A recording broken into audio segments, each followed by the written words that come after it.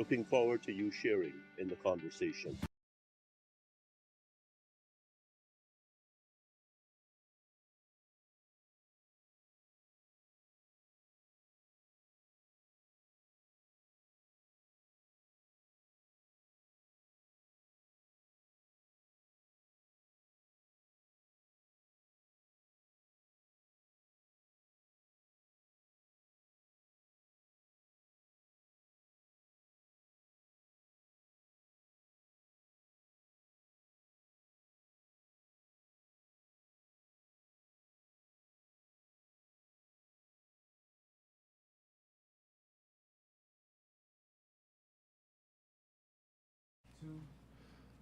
It's Monday, March 6th.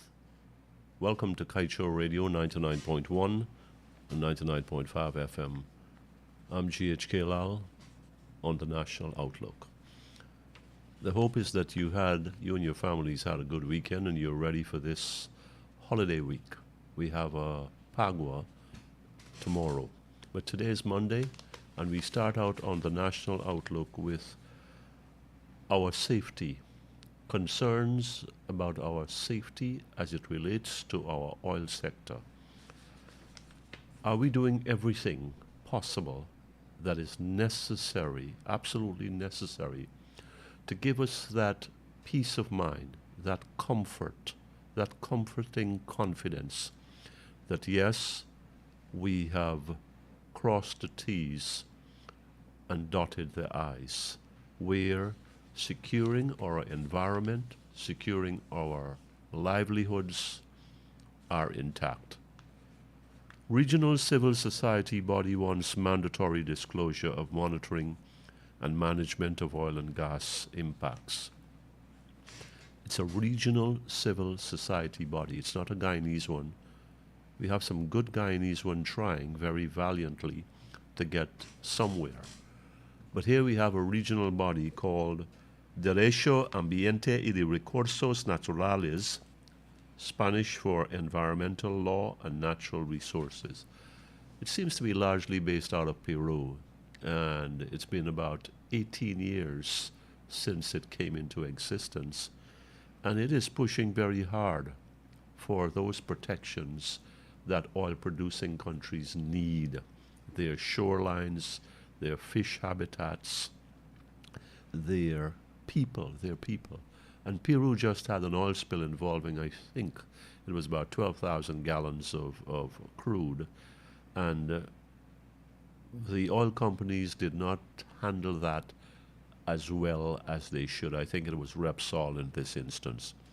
We are racing ahead here in Guyana with oil production, 120,000, 140,000. We're talking about almost 400,000 barrels a day, and then in a couple of years, 1 million barrels a day. Now, we're in the big leagues there, and that's a good thing. But I'm saying, and a few other voices, concerned voices in Guyana, are saying, as we pump the oil, as we hope for prosperity, let us also put in the protections that mean something to us.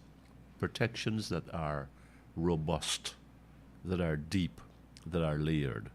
And the DAR, that's the acronym for that group, is saying that Extractive Industries Transparency Institute, it's critical for them to improve the standards of transparency of environmental and social information on the impacts of oil, gas, and mining activities. We know what is happening with mining in our interior locations. We are concerned about an oil spill, well, forget about an oil spill, oil operations and the downside of that.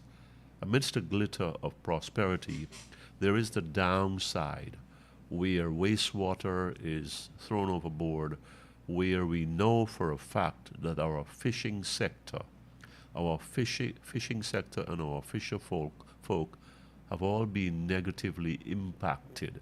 We have the Demerara River being surveyed. It's going to be months of activity up and down, and involving different kinds of equipment and probing.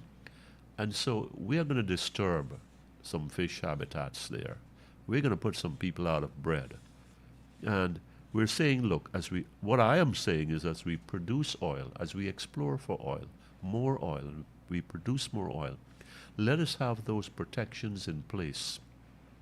Full liability coverage, robust EPA oversight, monitoring, gaining knowledge, building capacity, so that we position ourselves to be able to, one, safeguard ourselves, and two, to stand in stewardship over this great wealth that has been given to us.